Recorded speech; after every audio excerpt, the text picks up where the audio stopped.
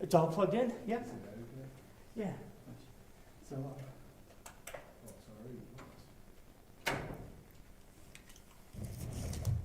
luckily, I have these in my trunk most of the time. So.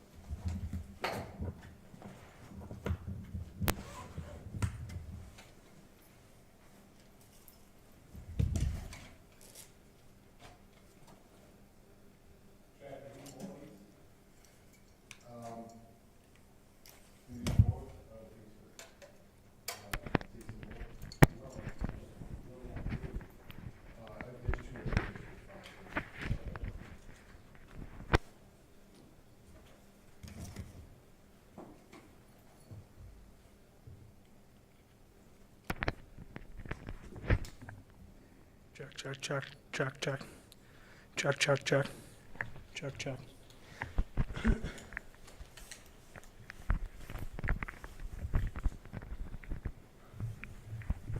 We got channel 4 downstairs. Do you just want us to set everybody up here? Yes. Yes. Oh, hold on, hold on.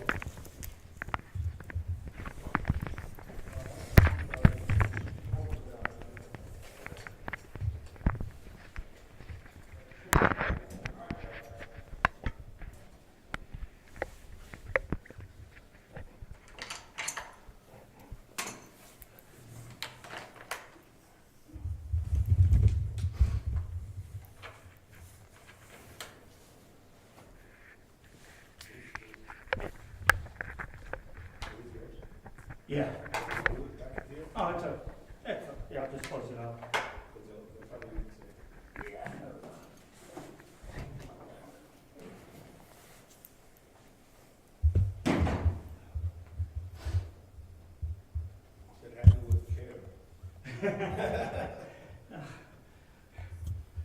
only recommended. It's only a recommendation.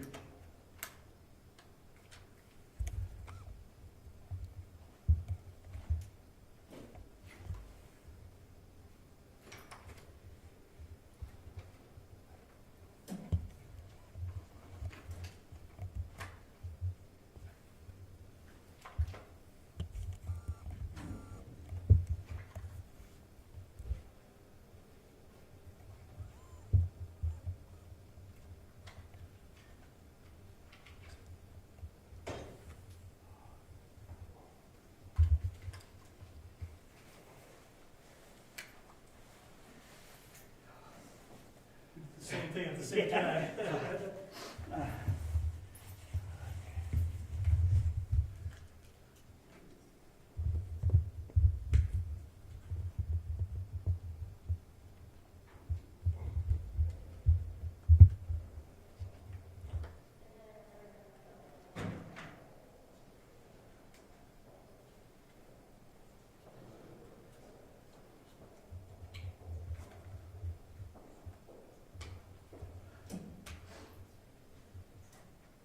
Oh my God. Where you been?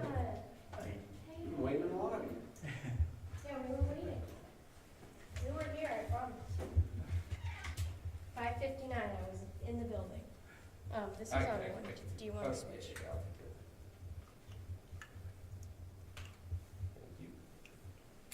My small nimble thing. I can do that too.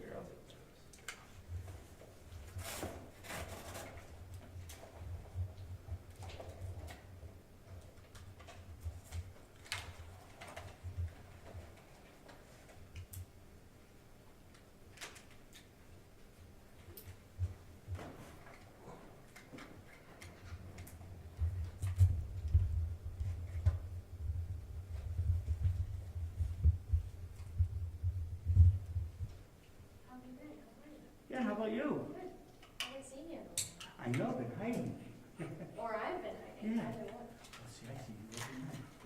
Yeah, they got you everywhere. Literally. True. You're not wrong. Oh, that sounds good. Well, there we go. This is about something? Well, and that's what I'm expecting. Yeah. Yeah, that's my guess. And that's what I inquired about, so Yeah. hopefully.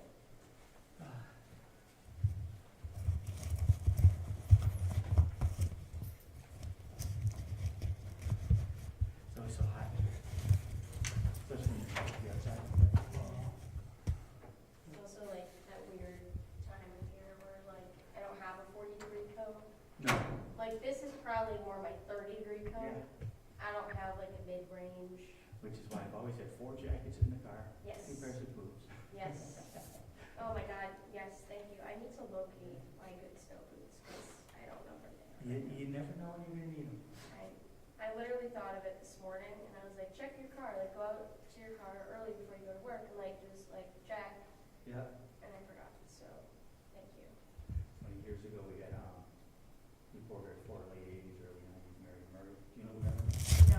Well, she's still around and all that things, but she just always said, being pretty and presentable is one thing, freezing is quite another. Yeah. And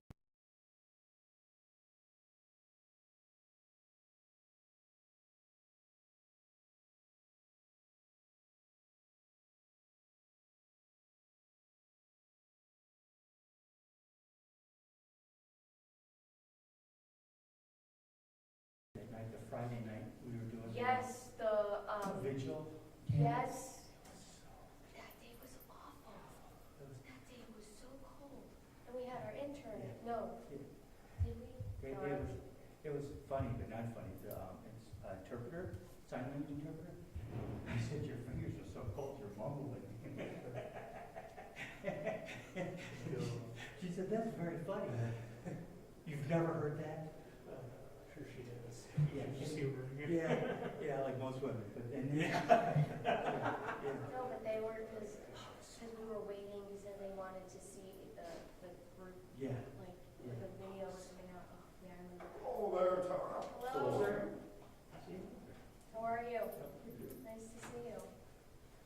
wait just 2 more minutes. I don't know if 7 is coming, so we'll wait 2 more minutes. Okay, okay.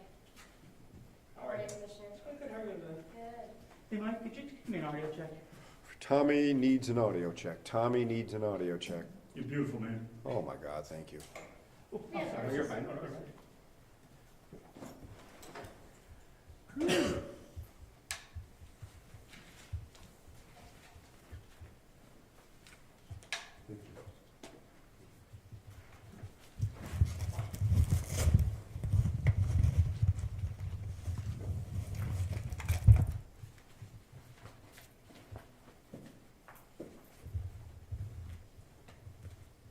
Anybody need the releases, or you all got them? I'll take a handout. You're giving me a paper. I'll take it. There you go. That's the Take fighting those two spirit. just in case. That's the fighting spirit. I don't know who's getting what.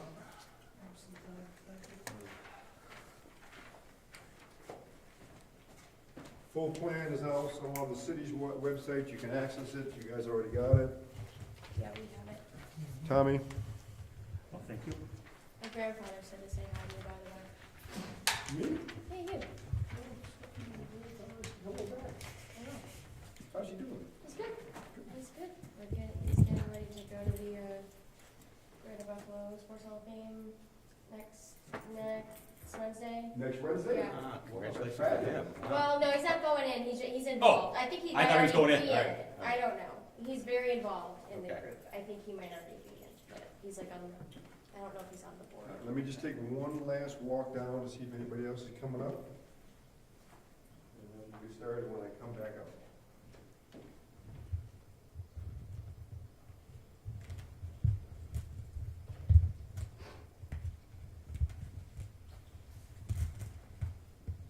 I'm sure November 1st is like your least favorite day because the weather's turning and now you're dealing with this again. Well, it's my anniversary of starting work at the city of Buffalo, so Oh. It is, isn't it? I don't look at it as a bad day. It's Okay. a good day for me, so. Then November 2nd, when you're starting to deal with the snow.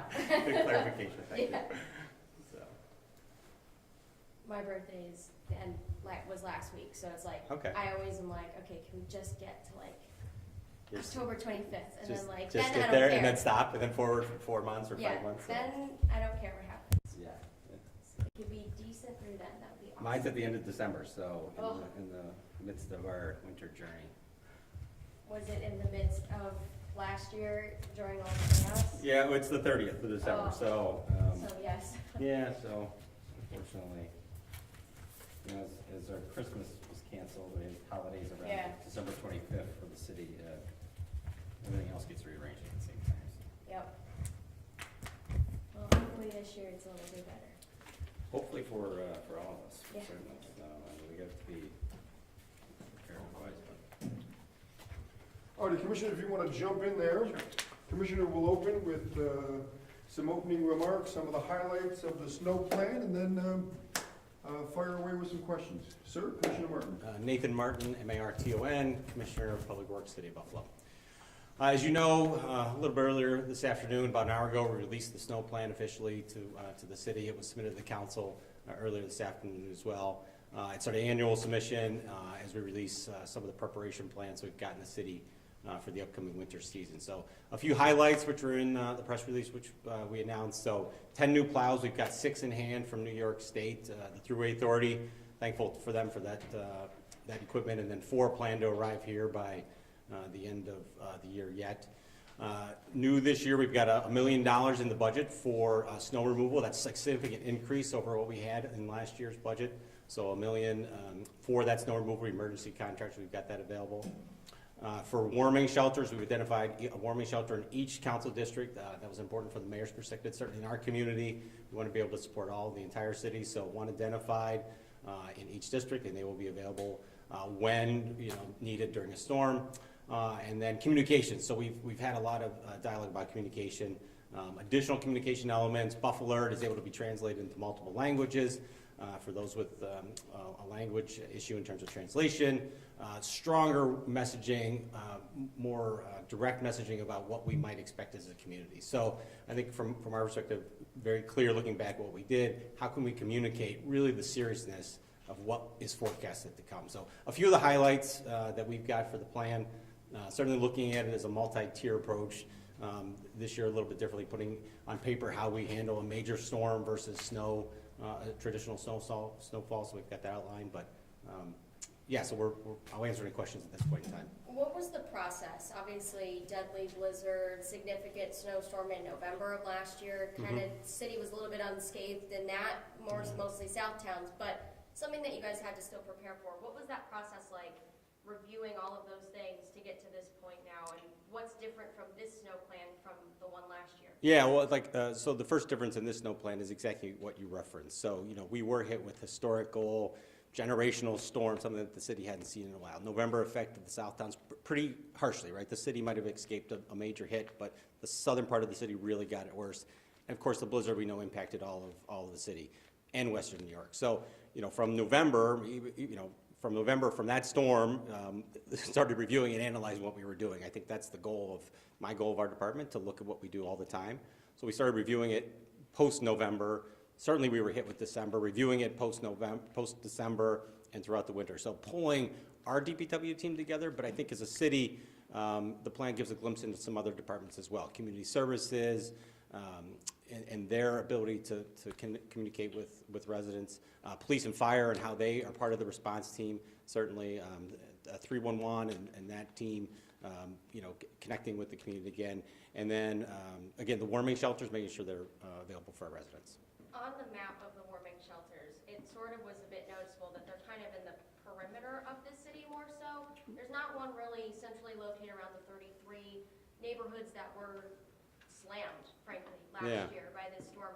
What went into the process of selecting them, and why isn't there one right there, kind of in the heart of the east side? Yeah, so we've got one in every district. So that was the core goal. So we unfortunately aren't able to open a shelter right around the corner from everybody in the city. So there is some ability or need to be able to get there. The idea with the shelters is that we promote when they're open ahead of the storm.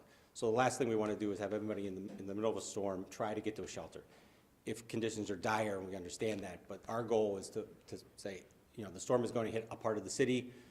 This shelter is open, or those shelters are open. Please get there ahead of the storm. So from that perspective, we would help people be ready for the storm and not have them put themselves in harm's way getting there. What's the status of that emergency manager position? How are you involved in that hiring process? Yeah, certainly. We're very close to the hiring of that position. I think you heard an update from the mayor last week. So that's a very close to that selection. Will it still be in the Buffalo Fire Department? I know there isn't currently an emergency manager now, and currently the commissioner is taking on kind of that responsibility? Yeah, it'll still be coordinated through the fire department, from what I understand. Okay. And the state activation, I saw that was kind of a central point. What will the communication be like with New York State so that those resources can be here? Yeah, so certainly the communication for additional resources is submitted through DLAN. That's that county's disaster land system. So we used that last year during both events. We'll use it again this year as well. So submitted to the county to see if a fulfillment there, and then it gets kicked up to the state level. So city, county, and state are all communicated and coordinated on those requests. And it's just a matter of who can fulfill them, at what level. Has there been any communication with the county for their snow removal plan? Because, last year in the blizzard, there's seemingly a tit for tat going on with the county executive and the mayor about snow removal and who's doing it better, or we had to go help you, blah, blah, blah. Has there been communication in their plan and your plan? Certainly from the perspective of DPW, and I would speak to the mayor, we've been strong communication throughout this year. So the FEMA training that I think that the news was at last week, highlighting the coordination that we've had from a city, state, and county standpoint. We continue to have communication with the county all the time. I had another training session with the county last week with the DPW team. There's another training session Friday. So we're in close communication with the snow removal portions of the city and how we communicate on behalf of the entire community.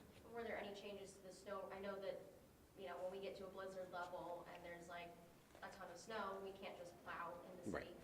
Were there any changes to the removal process of the snow and how the city's going to go about that? So the removal process is still conceptually the same. So the plan provides a framework of how we do that. There's no simple way to go other than to get a front loader, lift up snow, put in a dump truck, and haul it away. So how you do that effectively, it does involve pre-positioning. So a lot of conversations with the county and our contractors and their contractors about when we see it coming, can and will we pre-position ahead of the storm to help accelerate some of that cleanup afterwards. So that's what we're looking at in terms of response. And I saw the pre-position, sorry, I'm like, I have a ton my That's fine. questions. But I saw, it's a 68-page report, so maybe. I saw that Please. repositioning involved the Buffalo Fire Department Mhm. and placing equipment there. Mhm. How is that gonna work? Because I've been to some fire halls in South Buffalo, and they Yeah. are teeny tiny, and you can barely fit 2 fire trucks in there. Yeah, so they won't necessarily go in the firehouse themselves, but they would be available for the firehouse. So, what we saw during the blizzard especially was the ability for any vehicle other than some really high wheel vehicles, those front end loaders, to be able to get through the snow. So our front end loaders and, county and state front end loaders provided sort of escort services. So the goal is to get that equipment to the firehouse, not in it, but near it, to be available. So when there is a call and they need to respond, they can roll right out. Nate, can you just expound on that? That was a task force that was put into place during, I think maybe somewhere during the November storm, combining police, fire, and DPW all working together. Can you just sort of expound on that? Yeah, so, during November and certainly December, when there was a call in any of those areas that amount of snow, regular vehicles, pedestrian vehicles, even SUVs cannot get through that height of snow. Plow trucks, because of their axle height and how they're made, can't effectively get through snow. Police vehicles can't get through that snow, and fire trucks, because, again, the make of the vehicle can't get through that. So we coordinated to put a front loader in front of a police vehicle or a fire engine or a vehicle or a piece of equipment to get that through the snow to wherever the call might have been. So we coordinated that in November and December. Hi, how you doing? No, no, it's- Just a quick break. Yeah.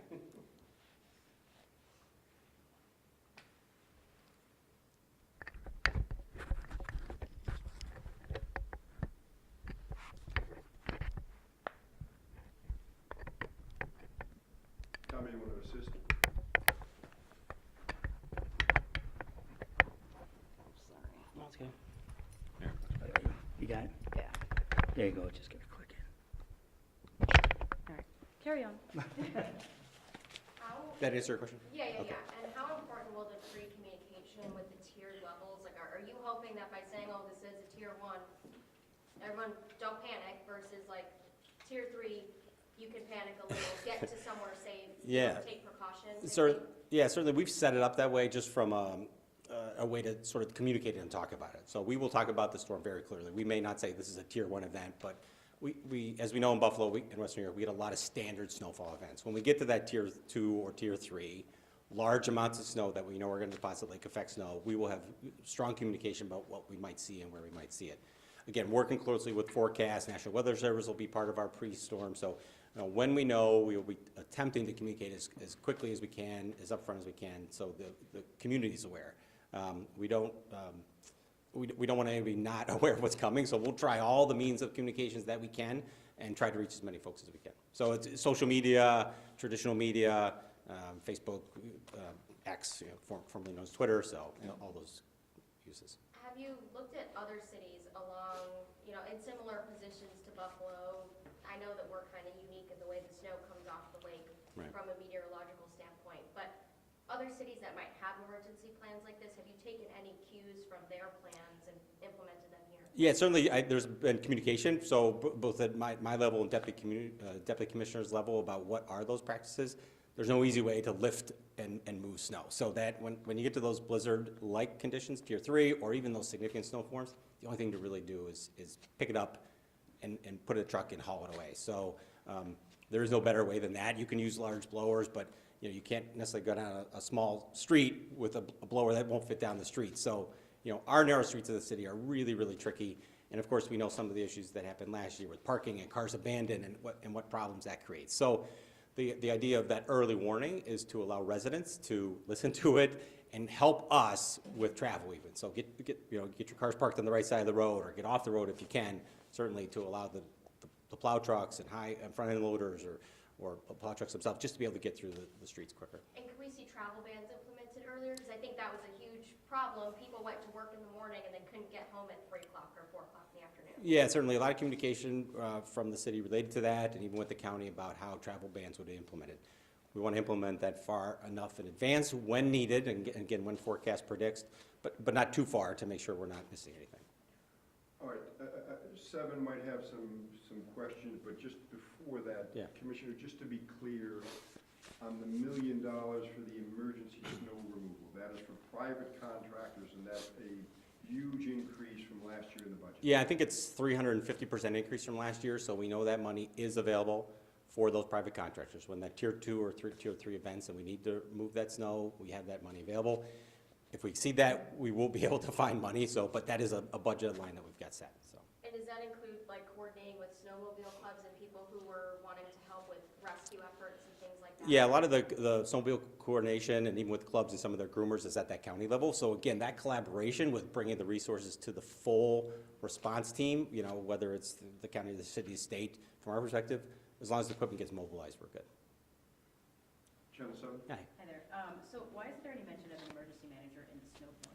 Well, there actually is a mention of the emergency manager in the snow plan. The emergency manager will be part of that team. We're very close to that, filling that position now. So that and the fleet manager are both mentioned in the plan. Gotcha. In the plan, they also mentioned that you guys have like a total of like 9 shelters. Do you know how many people can be sheltered within each of these 9 shelters? You know, off the top of my head, I don't have that exact number. We've opened shelters in the past, last winter.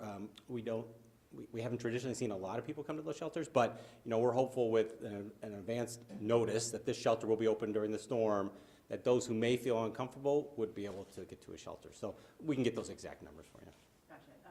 What will these shelters, I guess, have? Well, in the plan, it talks about cots and MREs and water, some of the basics that are available from a life safety perspective. If you're able to come to a shelter and you're going to come to a shelter, there's a list of items in the plan that, you know, are deemed essential.